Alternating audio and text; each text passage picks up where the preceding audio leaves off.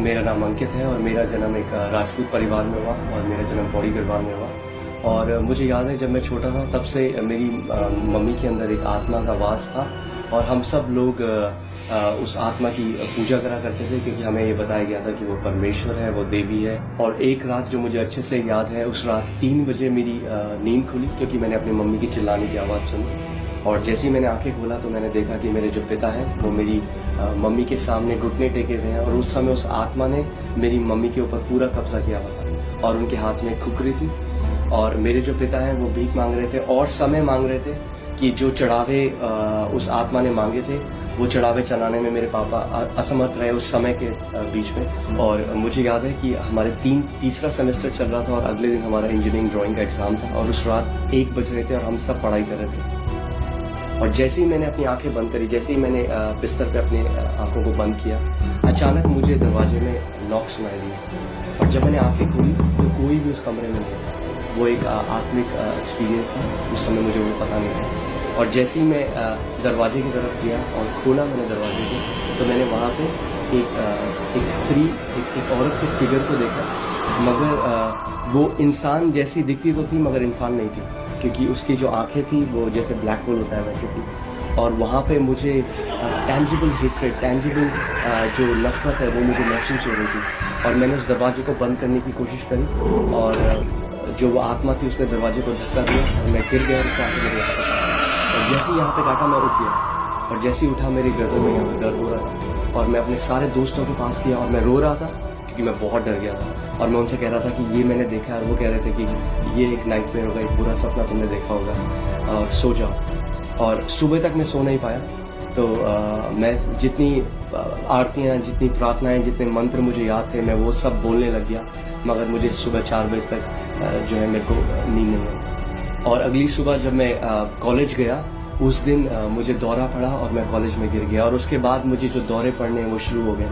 मुझे डॉक्टर्स के पास ले जाया गया और बार बार जो मेरे दौरे हैं वो बढ़ते गए। और फिर मेरी ज़िंदगी ऐसी चल रही थी कि मैंने इंजीनियरिंग छोड़ दी थी और मैं केवल घर पे ही था, मेरे पास कोई नौकरी नहीं थी। और फिर एक दिन मेरा एक दोस्त भरत गुजराल मुझसे मिलने के लिए आया और मुझे बताने लग गया कि मेरा जीवन बदल गया है। और उसने कहा कि एक व्यक्ति ने उसे प्रभु यीशु मसीह के बारे में बताया जो ड्रग एडिक्ट था, और जब वो मर रहा था तो प्रभु यीशु मसीह ने उसके कमरे में आया और उससे बातचीत करी और उसे नया जीवन दिया।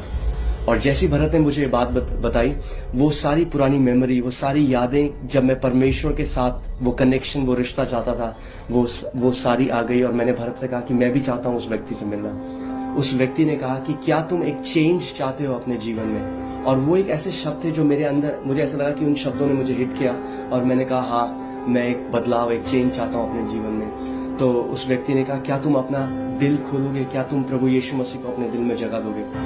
और सच बताऊं तो मेरे लिए इस बात का कोई महत्व नहीं था, क्योंकि मैं पहले ही इतने सारे देवी देवताओं को मानता था।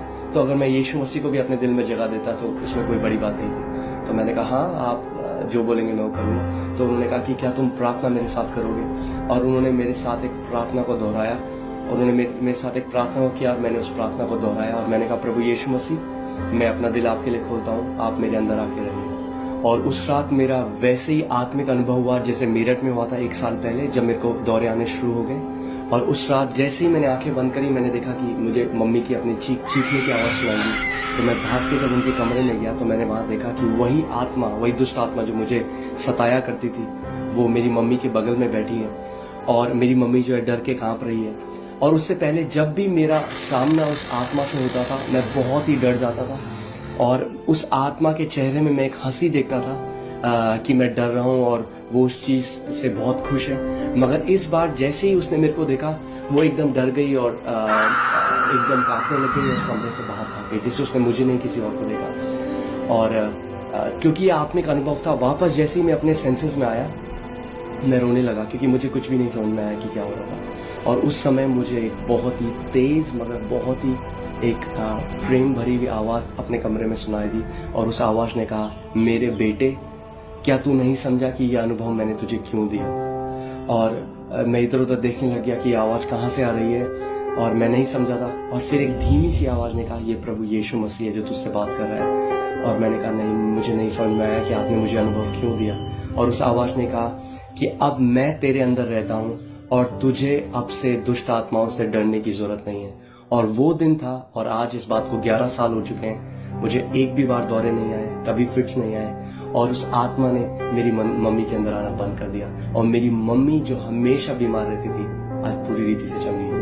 और जो कोई भी मेरी आवाज को सुन रहा है, मैं इस समय आपको एक चुनौती देना चाहता हूँ। अगर आप सच में परमेश्वर को तलाश रहे हैं, अगर आप सच में जानना चाहते हैं कि वो परमेश्वर कौन है जिसने इस ब्रह्मांड को बनाया, तो आप सच में एक प्रार्थना को करिए और आप करिए, परमेश्वर जो तूने इस ब्रह्मांड को बनाया है, जो जीवित परमेश्वर है, मैं उसे जानना चाहता हूँ। और जब आप ऐसा करेंगे तो परमेश्वर अपने सत्य को आपके ऊपर प्रकट करेगा और आप उसे पालेंगे।